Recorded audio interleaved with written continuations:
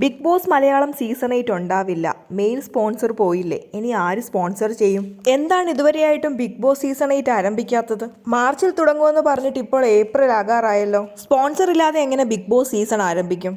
ഇതൊക്കെ confident group ചെയർമാനായിരുന്ന doctor റോയിയുടെ മരണത്തിന് ശേഷം എൻ്റെ വീഡിയോസിന്റെ അണ്ടറിൽ വരുന്ന കമന്റ്സുകളാണ്. ഡോക്ടർ റോയ് കോൺഫിഡൻറ്റ് ഗ്രൂപ്പിന്റെ ഫൗണ്ടർ ആയിരുന്നു. അദ്ദേഹം പോയാലും അദ്ദേഹത്തിന്റെ കൂടെയുള്ളവരും അദ്ദേഹം സ്ഥാപിച്ച കോൺഫിഡൻറ്റ് ഗ്രൂപ്പും ഇപ്പോഴും അവിടെ തന്നെയുണ്ട്.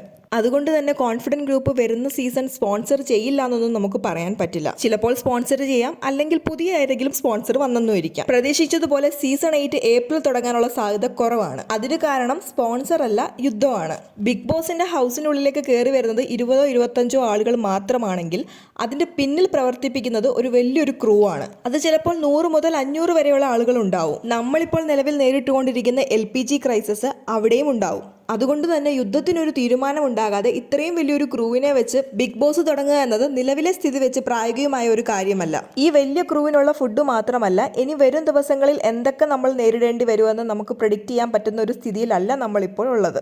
അതുകൊണ്ട് തന്നെ ബിഗ് ബോസ് ഉടനെ തുടങ്ങാനുള്ള സാധ്യത വളരെ കുറവാണ്.